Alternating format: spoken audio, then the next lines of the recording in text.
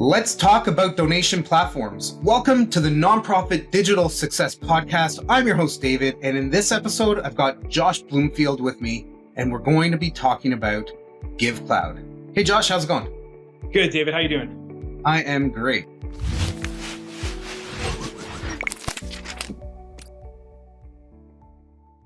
I'm going to introduce you to everybody. Josh is the CEO and founder of Givecloud. He's a true innovator, reimagining what next generation fundraising looks like. He's passionate about helping nonprofits change the world by changing the world of fundraising. And through his leadership and software, they shift traditional transactional fundraising to donor-first experiences that focus on the hearts of those wanting to make an impact. And if you've listened to any of my past episodes, you know that I always talk about creating impact and creating emotional connections. And that is what is going to help drive your organization forward. So, Josh, happy to have you here. How's your day going so far? Great. Yeah. How about you? So far, so good. Everything is great. And I love doing these podcast episodes, bringing experts in to the show to kind of like push out their knowledge and expertise and help expand the minds of those people that are subscribing, listening, or watching on YouTube to our episodes. And yeah, so I'm curious, how did you get here? What was the inspiration behind creating Givecloud? And I guess maybe explain what Givecloud actually is. Yeah, absolutely. Honored to be a part of this content, by the way. I love the soul and the spirit of it. Oftentimes people don't think enough about, in for-profit, the customer experience, but in nonprofit, the experience of your supporters who become your donors and maybe your volunteers and that whole experience. How did I get into this? So I'm a software engineer. I was the nerd in the computer lab in high school. I didn't go to the dances, ate lunch alone, one of those guys. So coming out of late years of high school, ended up in a band, and the drummer in that band had stumbled across a really cool software project building a financial system for the US government, which is really strange as a Canadian citizen myself, working and building an enterprise level app for state governments to manage the flow of finances during a disaster. So skipped the university route and kind of learned all my software development skills on the fly in this project. So I left that opportunity after about 5 years. Working for the government can only be, you can only be so energetic and so innovative in that space. And I really wanted to take everything I had learned in that space and apply it to what I would language as the ill-resourced entrepreneur. So, my parents were the quintessential ill-resourced entrepreneurs. They owned a bakery. It had been a family bakery for 30, 40, 50 years. And Mom, Dad, wouldn't it be awesome if your customers could custom design a cake in an app? And when it's their birthday or their friend's birthday, they can have it delivered to them. And think about how cool that would be. And they're just like way over their heads. How would I build that? Didn't really have the resources or the money to do it. I never end up building that app, which I still regret to this day. Kind of like an Uber Eats before Uber Eats, but there were other businesses in the city that needed the same kind of creative thinking paired with someone who actually knew how to get it done. So I worked on a supply chain system for grocery stores, worked on an e-commerce platform that I sold.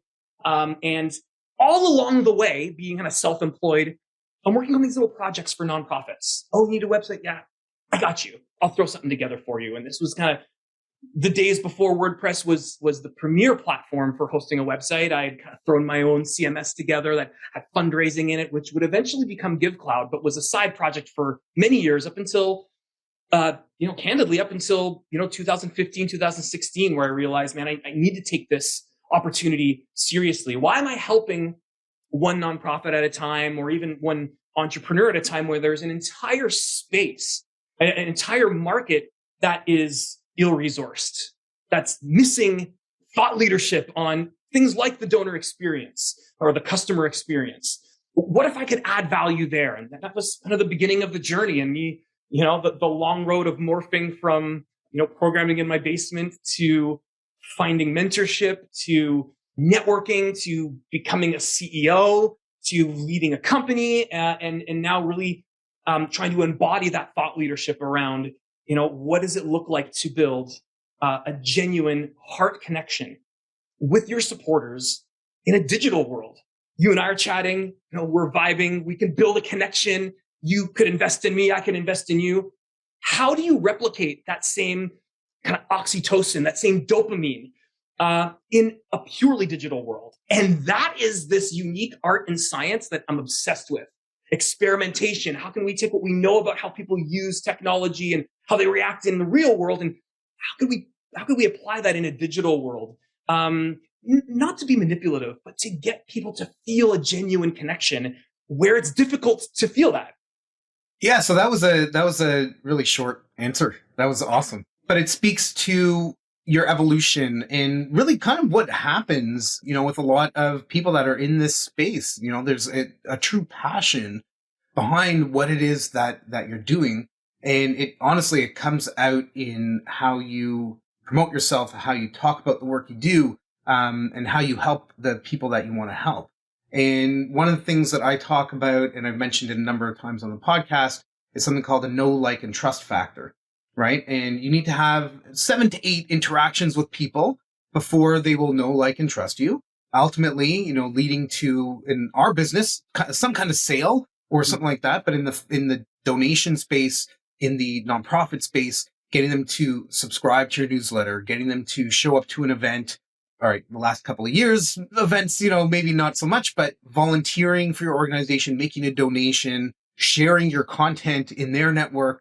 And you've done something really interesting, where you've created something that's kind of in the lines of what you call trust raising, right? So let's talk about that for a sec. What is trust raising, and how does that shift the perspective that people have on fundraising? Yeah, that's a great question. First off, just kind of piggybacking off some of your comments there, being a software guy in my core, I can think of all of these features I could build to create an incredible checkout for your donor.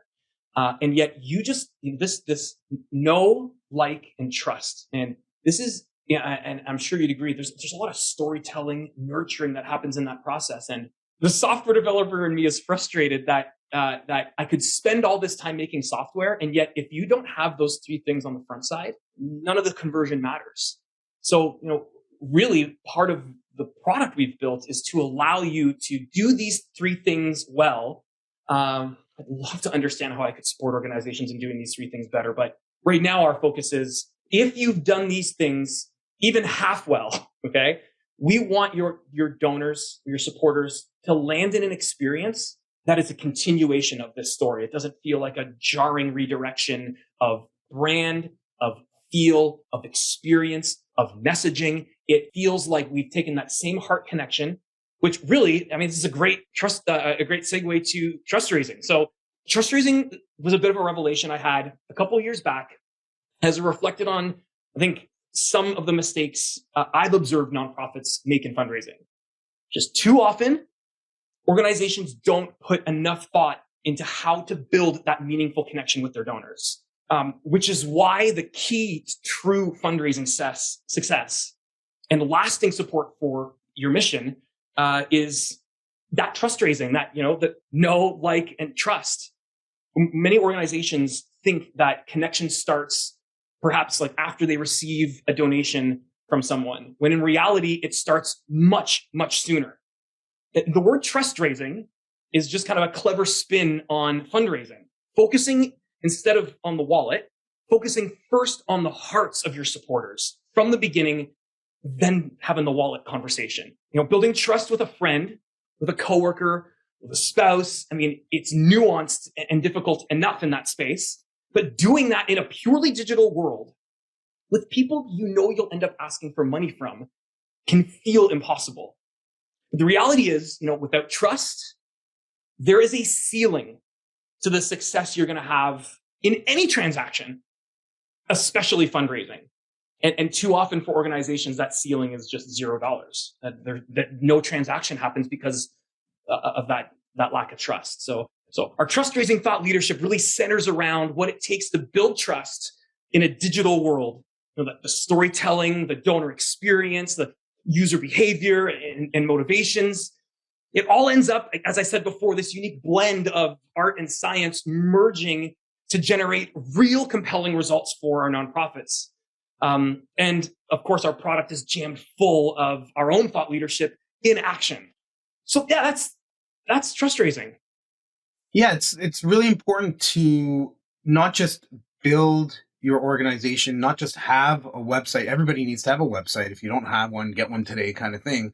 And people are using mobile more and more these days. If your site isn't mobile friendly, is your organization even really still in business? Like mobile has been prominent in terms of web development and design for like the last at least decade, right? Make sure your site's updated, and that way you're going to help build some trust through that as well. But it's really about creating that emotional connection. And I talk about this all the time. I feel like I'm like beating a dead horse kind of thing. But like, you really need to create that emotional connection. Why is anybody going to care about your organization versus the one next door, right? Why should you get their money? Even if it's $5, what is that compelling story that's there? And one of the things that I hate seeing nonprofits and charities do, and it happens to me, I get email, I get regular like snail mail.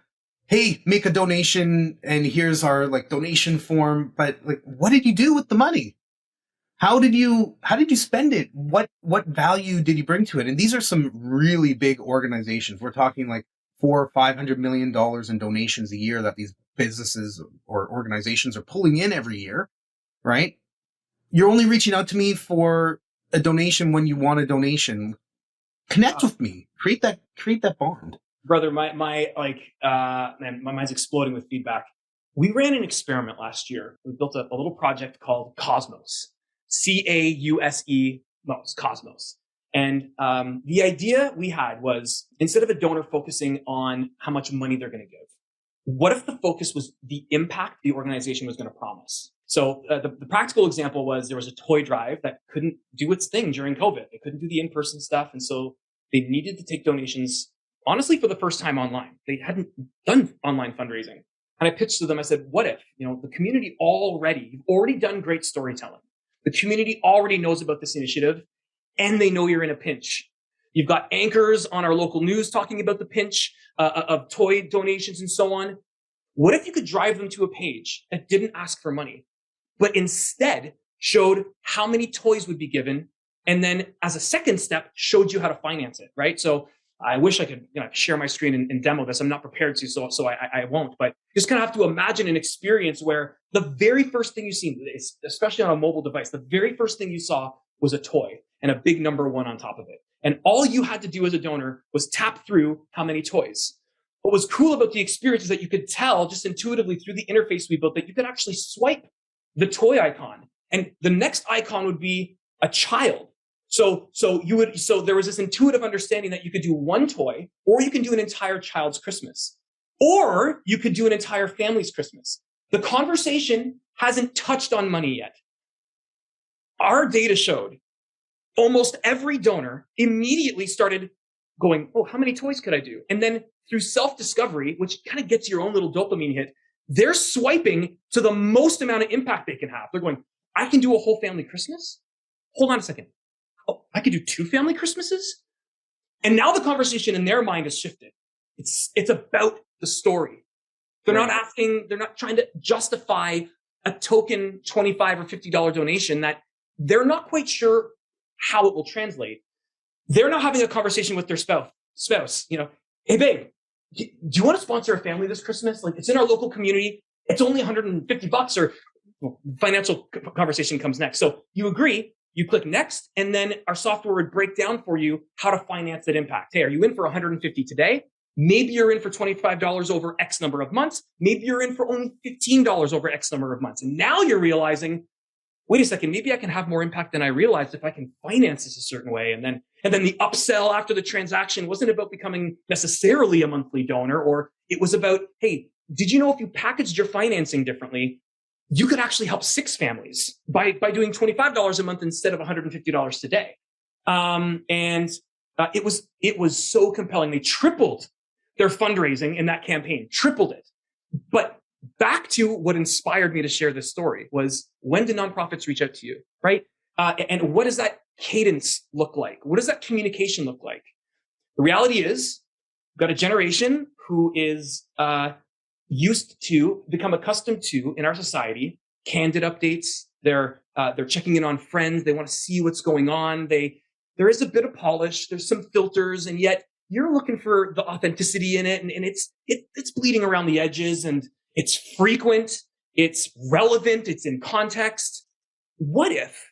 So this is part of my thought process during building out this experiment, and actually this was the inspiration for this experiment. Was, when I buy online, I know exactly what I've bought. I got a green shirt coming. I got a Givecloud hoodie coming my way. I know what I've bought. I'm amped for it. I got an email confirmation telling me, hey, your order's being packaged and so on. A couple days later, I get another email notification. Hey, your shirt's out for delivery. Man, I am jacked. I'm re-engaged with that brand. I'm feeling that connection. I'm peeking through my blinds. Is it here yet? No, it's not here. Oh, sweet. It's here. Why doesn't that exist in fundraising? Why can't I say, you know what? I'm in to plant 50 trees. And I instantly get a confirmation saying, yeah, we've received your donation. But then in a believable amount of time, 7, 10, 12 days later, I get a text, I get a push notification, I get something, and it's not a polished update. It is a picture of Sue and Bill taking a selfie next to the trees that you funded. And we built some technology very similar to inventory tracking, where people are committing to, hey, I'm funding five toys, or 5 family Christmases, or 100 trees. And we built some software that allows organizations, very similar to a social media post, where they would post, hey, look at the trees we're planting, with one catch. The organization has to mention in our software exactly how much impact was delivered, or in the commerce world, fulfilled. And then our software would know, okay, we fulfilled 50 trees. We got David waiting for 25 trees. And you guys, only you guys, receive that candid update, and everyone else can see the update on kind of a broader impact profile. This experiment went so well, and it's part of what inspires the ongoing evolution of our product. We know it's not for everyone, that experiment we ran, because not everyone can do one-to-one fundraising. And we tried it with a couple of organizations. For example, an organization that does, they work with officers who work in the human trafficking space. And part of their impact is wellness. But how do you kind of commoditize wellness, like hours of therapy? So the experiment got a little dicey in those areas. And so we're trying to understand how we can apply this impact first thinking and pairing that with the impact first storytelling, so that organizations can use tools like this, no matter their fundraising goal, their fundraising technique. But these are the kind of updates we want as donors. We want to know what's going on. We want the candid update. Another part of our technology, as you're donating, surfaces a transparency promise. And there's so many organizations are nervous about saying, listen, of the $50 you're giving, straight up, $8 of it's going to go to our salaries. And yet there is a candidness to that I know I appreciate, and our data shows donors appreciate. It's naive to think, if I'm going to pay for 15 meals at the downtown mission, that all $50 is just going to go to the food on the plate. Well, who's paying the lease, right? And maybe you've got corporate sponsors doing that. Say so. Surface it in your transparency promise. All $50 is going to meals. $0 goes to lease, insurance, staffing, thanks to our generous corporate sponsors. Something of that nature. Anyhow, listen, I am a rambling founder, CEO who's really passionate. I don't want to take us down too many rabbit holes here, but you brought up communication, and that's something I, just through our own feature development, that we really want to help organizations get better at.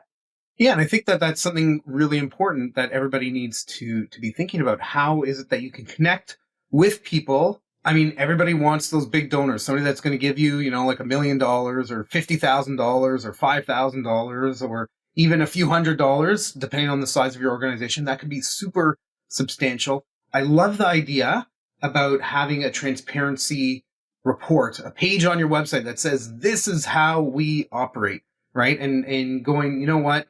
Yeah, there's overhead costs, right? Whether it's lease, electrical, you need toilet paper in the bathrooms, right? Like there's stuff that happens that money needs to go to pay for or be donated if you have strategic partnerships with places, right? Like, I don't know, if you're building homes, maybe you have a relationship with Home Depot and they donate, screws and wood, and I have no idea, right? So be upright and just be out there and like use that to your advantage, right? And people will understand that, you know what, it takes money to make money. That's kind of like the business mantra, right? You need to invest in yourself to do the work that you want to do. And it's the same with nonprofits. You need to think of yourself as a business, and you need that money coming in so that you can do all the awesome stuff that you do, whether it's money or time or donations in terms of like products and services to help you achieve what it is that you want to do. That last part, the know, like, trust. Like that trust is the milestone you want to get to. To build trust, you're going to have to put yourself out there. That is a symptom of life, of our reality in any interaction. What better way to build trust than to be transparent? Put these things out there. Have the courage to be transparent where maybe some of your adjacent nonprofits aren't being transparent, or being true to yourself. Those are the things that build trust, not putting a veneer on things. It's, back to social media. You get a vibe when you've got someone on your profile who man, that is a filter. Like you can see right through the filter and go, yeah. And then they tag it with no filter. Yeah, yes. Man, savage. It's savage.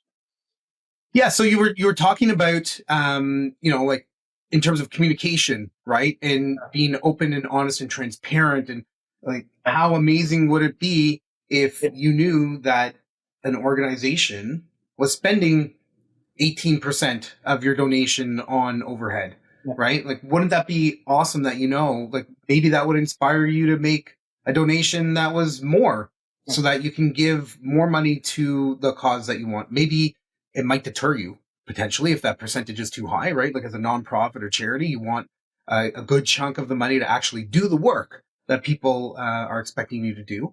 But aside from that communications piece, are there any other gaps that you see in terms of fundraising? Yeah. Okay. So my passion around the giving experience is really started with my own personal frustration with donating to local organizations and the gaps I see there, which I'll touch on, but then also, putting myself out there, reflecting on my own product and realizing that I was part of the problem. There's a new generation of generous, socially conscious wealth, and it's only growing. That's the only direction it's going. And it's not just a wealth of finance. It's a wealth of awareness, influence, and advocacy like has never existed before in our history because of social media, because of network effects. Too many organizations is one of the gaps I see. Too many organizations are mistaken in thinking all we need is an online donation form to accept online donations or to engage digital donors. They don't realize that this is an entirely new breed of donor with a high expectation for the online experience set by the culture they've grown up in. Just to add to that, many of these people that you're talking about, this generation, they likely haven't known the world without internet, right? So like, let's just keep that in mind here, right? Like, I remember going to the library in high school and like needing dictionaries and like resources that I couldn't get at home. Eventually I bought like, I don't know, Britannica Online CD, so that I didn't have to do that anymore. But life pre-internet, kind of like life without a microwave, right? Like, how much do we rely on using that? Some people are like, no, I don't use it at all. Fine, right? There's some people that are like, I have nothing to do with social media. I don't want to be there. That's okay, right? Everybody is entitled to be in the space that they want and use whatever devices or technology that they want. But imagine never knowing the world without this super interconnected web that we have, pun intended. Anyways. Yeah, nice. Appreciate that. As a dad, I appreciated that dad joke. So the quintessential example I see in organizations is when an organization begs me to add like title or pronoun to their donation forms. But Josh, we want to send letters and reference Mr. Bloomfield or Dr. Brown in our letter to them. Please don't send me a letter. Please don't send me a letter.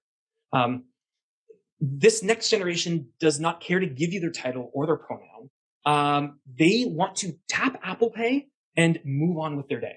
As you're saying, man, they've grown up, not just with internet, like they've grown up with the layers above internet, Facebook, Instagram, Clubhouse, TikTok, whatever that was, right? And so the insinuation there, just flying through a couple of social media networks, they've also dealt with persistent change, filters, feeds, followers, likes, gamification, ranks, challenges, competition. This is how they are wired. Nothing like previous generations. They don't know what their password is. They Face ID, they thumbprint, they autocomplete. They don't know what your phone number is. They will iMessage you. They'll Facebook Messenger you. They'll WhatsApp you. And now you're going to ask that individual to fill out the 12 to 16 form fields you have on your website. No autocomplete in there. No Apple Pay. You're going to ask them a bunch of info that, by the way, would love to know about their customers, their birth date, their religious affiliation, how they heard about you, like all these pieces of information. I'm not saying they're not important to your organization. It's just not the time to ask for it. You're going to ask them all this information. The Amazons, the H&Ms, the Zaras of the world would love to know about their customers. Then make them type their 16-digit card number. You feel where I'm going. So the digital face of the nonprofit, it just has to evolve. Not the least of which is the donor experience. Motivating, gamified, compelling, well-designed, innovative, instant, authentic. So while I was really proud of the types of experiences we had built as a company, I had built, and I know many of our customers may have argued and may still argue that our forms are some of the nicest on the market, like nicest looking on the market. I knew, and I know we could do better. So, honestly, along with our competitors, we're all falling quite short of that high bar that next gen donor expects. And so that's really the inspiration behind our new forms, our new offering, this Cosmos experiment that we're running, to be courageous enough to ignore what's been done, ignore what the data says, do some experiments, try some things that this generation deserves, and let the new data speak for itself. There's billions of dollars that are coming down from, pre-baby boomers, right? So like who might be, my grandparents, my parents, right? They're getting older. Life happens. People pass away. Estates pass money down. There's billions of dollars coming down the road. And really, like, if you think of it as a business transaction, you need, as an organization, to focus on building those relationships, creating that trust factor now. When money starts coming down, when money starts filtering down, that you stay top of mind, because that is ultimately going to help you 10, 15, 20 years down the road. And creating those relationships and building that know, like, and trust is really what's going to set you apart from other organizations. Even as you navigate some of that conversation, like, I know there are some legal mechanics that go into estate planning and so on, and yet who's really going to be quarterbacking a lot of this transfer of wealth? It's going to be the digital donor. Not to say they're going to give digitally, but it's this, you can't think about one without considering the other. It's always a balance. I'm not going to make black and white statements, but you need to consider it all as part of, and I love that. Know, like, trust. Love that. Know, like, trust. Absolutely. Let's talk about money for a sec, right? So let's call that affluence. Yes. Right? So there's influence, there's affluence, kind of maybe rhyming words, but like one is greater than the other. What are your thoughts on that? Yeah, I mean, I recommend anyone read the book, The Gen Z Effect. Really great ideas in this book around what makes Gen Z different. And if it is not gospel truth about Gen Z, there are phenomenal ideas in this book that you can apply to how you think about that generation, how you think about fundraising, and even how you think about the future of your organization. One of the points they make, going back to a point I made earlier, in a lot of ways, Gen Z is going to be kind of the last generation, the last named generation, because from here on in, we now are raising kids. We are raising future generations that are now accustomed to change. They've never been this connected. There's never been this much change. So the Gen Z effect is also a bit of a reflection on how times are changing, and whether it's for the good or not is, I suppose, more subjective. But what I meant to say is for good. We're not going back the other direction. But one of the ideas in this book is this clarity between influence and affluence with Gen Z. And because of the network effects, because of how they're connected and wired, there is more of a focus on that network than in previous generations being focused on affluence. And so practically how it applies is organizations need to be asking themselves, again, I won't make a black and white statement and say, this is all they should be doing. Absolutely, you need to be thinking about your major donors, but you need to start asking yourself more often, who are your major influencers? That kid, Sally, who's donated $100, $50, $25, it's so easy to glaze over that opportunity, because I'm not even going to use a grandiose number here. I'm going to use like a very average number, 1,500 connections, 1,500 followers. What an opportunity to get a little more awareness. Start the know, like, trust process with, let's be realistic here. Of the 1,500 people checking her feed, maybe she's posted something about the impact she's had, not about how much she's donated. It's connected to the story. Let's say 100 people see it. I think I'm being conservative. And then of that 100, maybe you've got 5, 6, 7 people who take it a little step further, right? You've turned one donor into 5 other real opportunities, right? 5 or 6 other real opportunities. But this is the idea, to be paying attention more to these connections. And listen, it sounds daunting. Wow, Josh, you expecting me to go on these profiles and figure out who my followers are? And so, no, there's software that does this for you now, right? Just like you've got major wealth software that helps you find the wealth in your donor base, there is software that will help you find the clout, the influence in your donor base. Well, Josh, okay, what do I do with it once I have it? I want to say, get Givecloud. Because what we can do is create experiences. You can do this with other software platforms as well. But there's a real dedication to exactly how this happens. You can get those individuals to start a social challenge. There are really simple and clean and easy ways to get them to start a social challenge, whether it's on social media. And don't ask a lot of them. Click here to start a social challenge. They're not going to upload a video and be like, hey guys, I really want to support this organization. They're not going to do that. They're not even going to write a paragraph about why it's important to them. They've donated. They want to support it. Let them support it. Let them write their own content on social media. Let them do their own storytelling. It's their connections. It's their family. It's their friends. It's their network. It's their influence. Let them manage that influence the way they want, and just bring to bear the tools, the really simple, really clean tools they need, so that when one of their followers, when their family members expresses a breath of interest, you have a tool ready to capture that. One of the sayings I've been using internally, and we're starting to kind of adopt in our public marketing, is we want to help organizations convert attention into retention, into retained revenue in their organization. Because again, the know, like, trust, you've got that trust, you've got that attention, you've taken them through a story, whether that story's taken months or years or just a couple of seconds in a social media post, that there is nothing stopping them. There is no 16 form field stopping them. There isn't a jarring experience stopping them. You are converting on that attention. You're converting on that, not affluence. You're converting on that influence. This is where things are going, right? How true it is today and how much it impacts your organization, we could debate the data. We can look into it. Of course, there's still tons of value in dealing with classic checkout and dealing with checks and your major donors and your estate planning, but it's changing. And to understand how to unlock that change, it can be very important for your organization and the longevity of your mission. Not to mention, I think awareness, influence, and support is just underrated. I know you got bills to pay. 100%.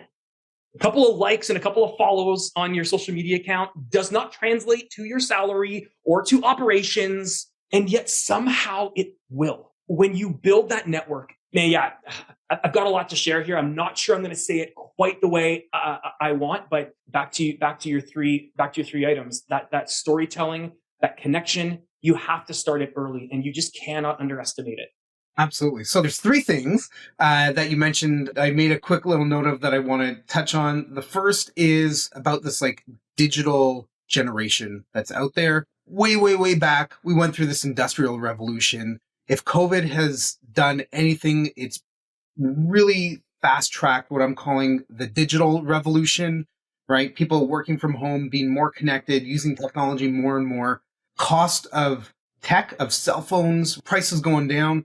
So we're in this digital revolution that has happened, and there isn't going back from it. The Great Resignation, right, is like a big thing. People are leaving their jobs because they can't work from home anymore, because they want to come back into the office. So that's something to think about in terms of the persona, the what I call a psychographic of this generation is they want to be in charge of their own destiny, and they care and they're empathetic. And not to blanket everybody in in the generation that way, but I think there's a much higher percentage than 50% that are kind of in that zone for that. The second thing I want to mention is couch surfing. So you're sitting on your couch, you've got your phone in your hand, you're watching TV, you're streaming this, you're right having conversations, whatever, right? You gotta make it simple and quick and easy, right, Josh? Like what you were talking about, right? Like the one tap pay or face ID to pay, or like there's got to be some really quick and simple way. And I've mentioned this, I think, on at least 2 other episodes. You need to have that donation form, that initial thing that somebody does, the bare minimum of what you need to process that transaction. And like as simple as possible. Nobody wants to fill out a PhD dissertation to make a $25 donation to your organization that way.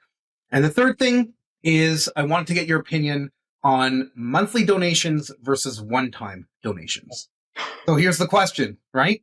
If you want to hit somebody up for a one-time donation of $25, how can somebody maybe convert that into $2 a month, right? So yeah, that first year, maybe you get $24 instead of 25, but psychologically, what happens is they're like, oh, it's only $2 a month. Yeah. And then they just leave it in perpetuity. So what's your take on how people can shift that mindset? So a couple things come to mind. The first thing that comes to my mind is a donor's willingness to add a monthly charge to their account, to their credit card. How material is it to their budget? The other piece is like, what are they actually signing up for? The way I process the monthly donation conversation is I think about my Netflix subscription and how I don't really think about it. I use it every day. I get value out of it. I'm not really thinking about it. I am sure Netflix is making, a fine amount of money on me. I've been a customer since probably 2015, and I've gone through their pricing changes. Never bailed on a pricing change. They've been $1 or $2 or $1.50. So when you're thinking about converting someone to a monthly donation, just like you're saying, don't undervalue the $2 donation. I'd encourage you to go for 9. The willingness to pay between 2 and 9 is, I'm not sure exactly what it is, but I can't imagine it's too high. And if anyone's looking for some great thought leadership around pricing, this does not apply at all to nonprofits. And yet so much adjacent wisdom can be applied when you're thinking about how to build a subscription to your nonprofit. Essentially, that's what you're doing. You think about it that way. They're signing up to pay monthly for what? Because they're generous? Because out of the kindness of their heart? You have something to offer. You are going to make an impact in the world that I can't. And that's why I'm subscribing to your organization. How much am I willing to pay? Probably like $9 a month. I'm in. If you make it freaking compelling enough, maybe I'm in for 29. Maybe I'm in for 49. Show me the plans. Obviously, don't think about it exactly like that. And yet, as I'm saying this out loud, I'm wondering, like, why don't nonprofits position themselves a little bit more like this? This is how we buy Netflix. This is how we think about our Amazon Prime subscription. Don't tell me what I'm going to get. Tell me what you're going to do. Like, tell me the impact that I'm going to connect my heart to as a result of this, which is a great segue into the second piece of this, which is like, what are people getting?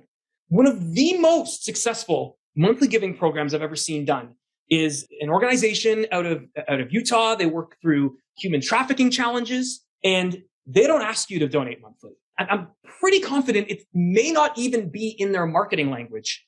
It may be, but it is certainly not the headline. The headline is become an abolitionist.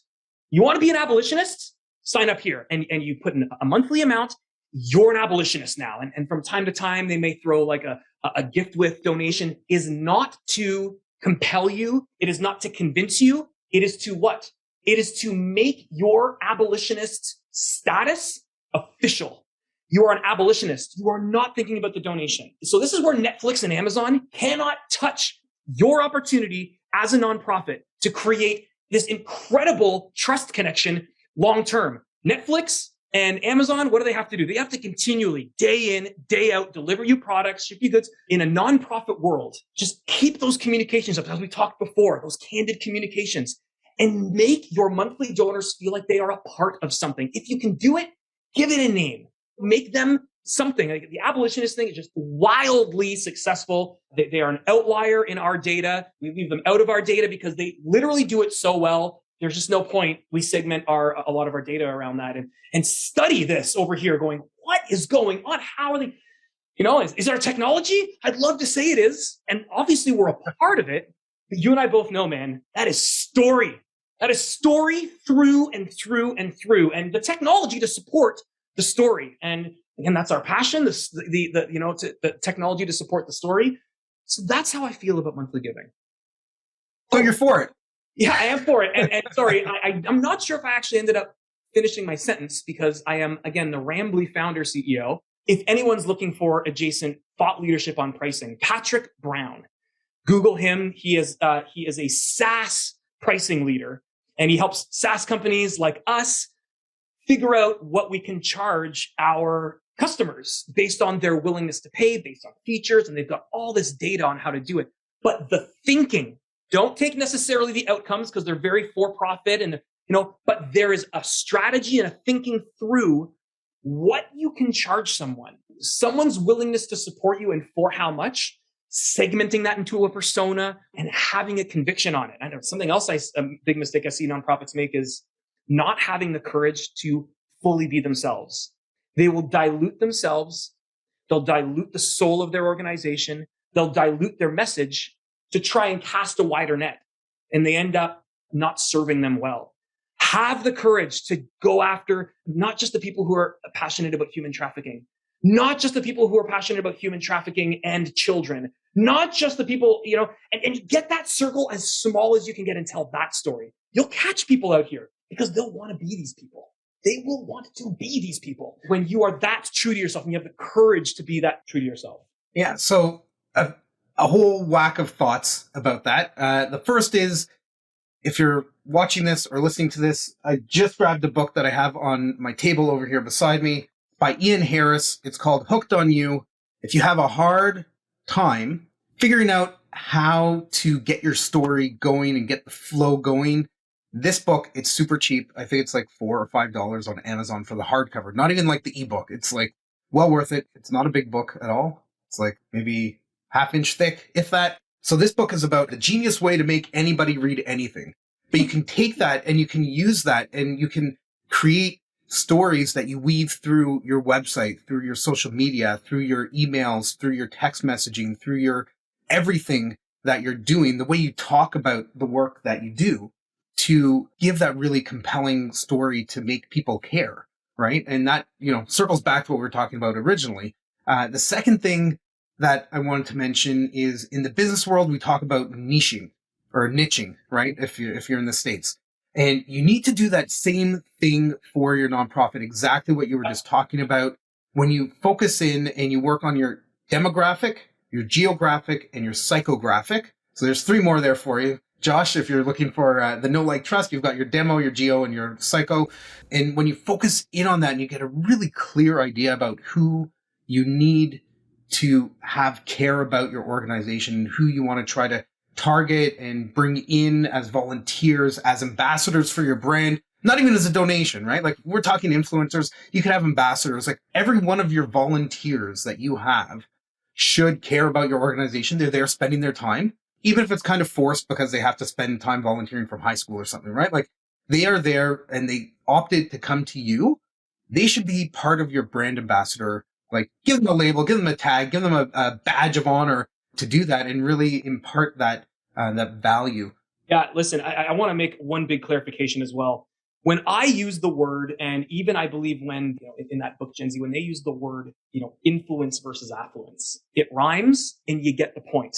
I want to be really crystal clear that I am not suggesting you find, brand influencers with millions of followers. And influencer for me, I actually think a better word is ambassador, a brand ambassador.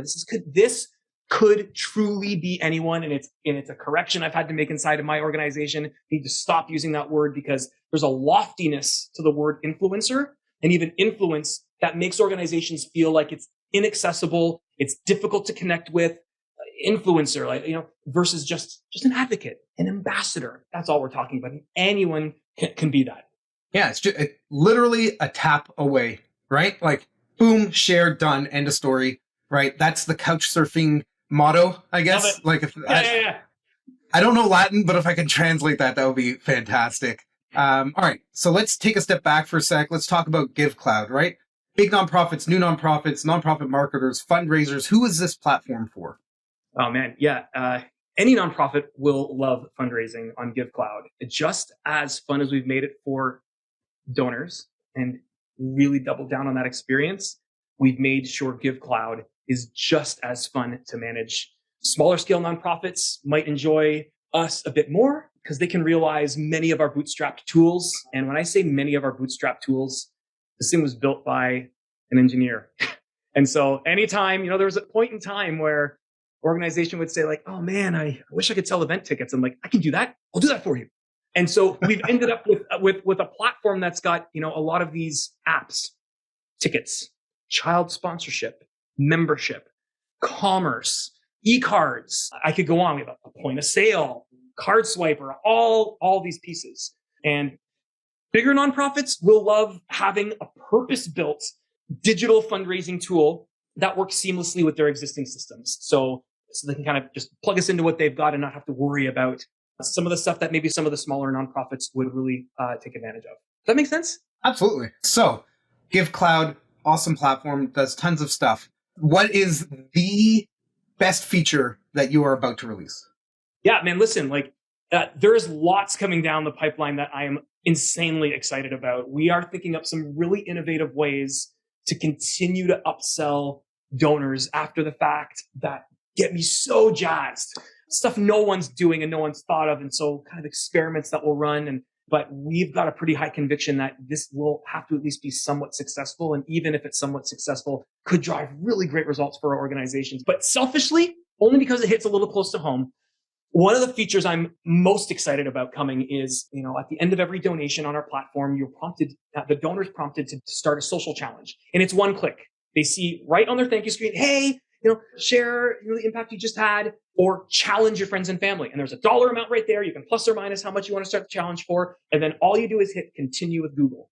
And boom, it's ready. We grab your avatar, we grab everything. There's no creating a page. It's just done. And now you're ready to share it on social media. It's wonderful. We're creating a template that will allow the Davids, the Joshes of the world to create these social challenges in one click, but use a template that really allows you to honor someone who's passed or someone you're doing it in memory of.